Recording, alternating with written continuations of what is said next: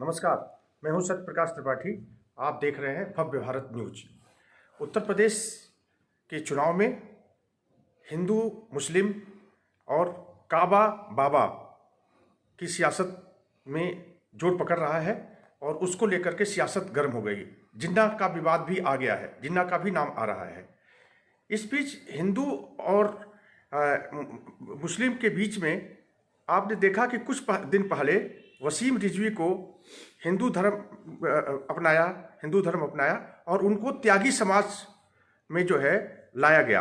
त्यागी समाज में लाने के लिए हमारे बीच में बैठे हुए हैं त्यागी अखिल भारतीय ब्रह्म समाज के राष्ट्रीय अध्यक्ष सुनील त्यागी जी। इनकी काफ़ी बड़ी भूमिका रही है। उसके बाद दुर्भाग्य से ये स्थिति रही कि यति महाराज को, डासना के जो स्वामी जी हैं, और वसीम रिजवी को जेल में बंद कर दिया गया। ये भी मामला गरमाया हुआ है चुनाव में। त्यागी समाज भी पश्चिमी उत्तर प्रदेश में त्यागी समाज का काफ़ी बोलबाला है और उसकी काफ़ी रसूख रहता है। हम इस बीच में हम त्यागी जी से बात करेंगे। पश्चिमी उत्तर प्रदेश में हिंदू मुस्लिम या जो त्यागी समाज है वो किधर जा रहा है, इस पे हम इनसे बात करेंगे। नमस्कार त्यागी जी। नमस्कार सर, बहुत बहुत धन्यवाद आपका। जी, आप बताएं कि क्या स्थिति है उत्तर प्रदेश में, पश्चिमी उत्तर प्रदेश के चुनाव में त्यागी समाज किधर जाएगा? सर देखो, सबसे बड़ी बात तो ये है, अभी आपने जो एक बात कही थी, हमारे धर्मगुरु जो हैं यति बाबा नरसिंहानंद सरस्वती जी महाराज महामंडलेश्वर हैं जूनागढ़ के, और जितेंद्र नारायण त्यागी जी, जिनको अभी वाकफ बोर्ड के चेयरमैन भी रहे हैं, वो जब मुसलमान थे वो जी।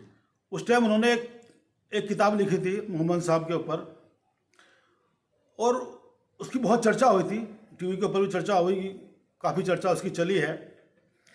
उस वक़्त उन्होंने, किसी भी मुसलमान भाई ने हमारे उनको कुछ नहीं कहा। जैसे वो हिंदू बने, उनके ऊपर दुनिया भर के मुकदमे, दुनिया भर की नई अफवाहें उनके बारे में लोगों ने फैलाने शुरू कर दी, दूसरे धर्म के लोगों ने। और यहाँ तक हो गया, आपको याद हो, जितेंद्र नारायण त्यागी जी, वसीम रिजवी जी ने सुप्रीम कोर्ट में एक याचिका दायर की थी। जी जी। वो याचिका दायर इसलिए की थी कि जो कुरान है, जो कुरान इन्होंने लिखी हुई है, इस कुरान के अंदर 26 आयत ऐसी हैं जो मानवता के विरुद्ध हैं। बिल्कुल। जो हमारे समाज को एक नहीं होने देना चाहते, वो इसके अंदर लिखा हुआ है। तो उस पर उसने जो डाली थी कि इसको चेंज किया जाए, जिससे हिंदू और मुसलमान एक हो सकें जी, एक जगह में रह सकें। लेकिन क्या हुआ, दुर्भाग्यवश सुप्रीम कोर्ट ने वो याचिका जो उन्होंने डाली थी वो रद्द कर दी गई जी। उसी बात को उन्होंने, जिसको हीट स्पीच का नाम दिया गया है जी। हरिद्वार के अंदर जो 3 दिन की संसद हुई थी, धर्म संसद जो हुई थी, उसके अंदर उन्होंने कोई भी बात गलत नहीं कही। उसकी एक भी बात आप नोट कर लीजिए, अगर उसमें से एक भी बात गलत हो, कोई सिद्ध कर दे, कोई भी सिद्ध कर दे, तो हमें जो दंड देना चाहे आप दंड दे देना। नहीं, उससे पूरी दुनिया में धर्म संसद को लेकर के, उस धर्म संसद को लेकर के विवाद रहा, और यहाँ तक कहा गया कि जो हिंदू और मुस्लिम में दरार पैदा की जा रही है, एक मैसेज गया। इस पर आप क्या कहेंगे? मैं वही सोचता, इस जो कुरान है, आप ये देखिए कुरान में लिखा क्या है। कुरान के अंदर लिखा है कि जो अल्लाह को या मोहम्मद साहब को नहीं मानता वो काफिर है, चाहे वो हिंदू हो, मुसलमान, चाहे हिंदू हो, चाहे मुसलमान भी हो, सिख हो, ईसाई हो, कोई भी हो, वो सब काफिर हैं। और उन काफिरों को इस दुनिया में रहने का अधिकार नहीं है। और इन्होंने सबसे बड़ी बात चीज़ में लिखी है, जो ये बच्चे हैं, इनके जो मदरसे हैं, उन मदरसे में ये पढ़ाई होती है, 5 टाइम इसको ये पढ़ते हैं। और उसमें ये देखो, बच्चों को जो ये बहुत बड़ा प्रलोभन दे रहे हैं, इसके अंदर क्या दे रहे हैं कि अगर तुम किसी काफिर को मारोगे, काफिर कौन है, हम और आप भाई, जो मोहम्मद साहब को और अल्लाह को नहीं मानता वो काफिर है। जो इन काफिरों को मारेगा, ध्यान तो सुनना मेरी बात को, ये बहुत ध्यान तो सुनने वाली बात है, जो काफिर को मारेगा वो जन्नत में जाएगा और वहां उसे 72 हूर मिलेंगी। देखो 72 हूर, बात हुर का मतलब है दुनिया में उससे सुंदर दुनिया में कोई नहीं है, वो तुम्हें वहाँ मिलेगी। तुम्हें वहाँ शहद की, दूध की नदियाँ मिलेगी। वहाँ तुम्हारे पास एक जिन आएगा, वो पूछेगा मेरे आका तुम्हें क्या चाहिए, वही चीज़ तुम्हें एकदम प्रस्तुत हो जाएगी तुम्हारे सामने। दुनिया की कोई भी चीज़ तुम मांगो तुम्हें मिलेगी।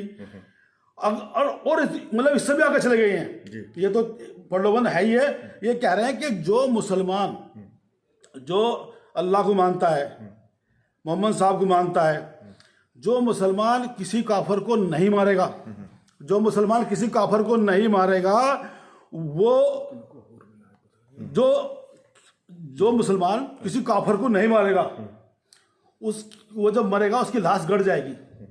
देखो काम मतलब जैसे रखते हैं। आपको लगता है कि किसी को हूर मिला है तो पूरी बहुत बड़ी दुनिया में।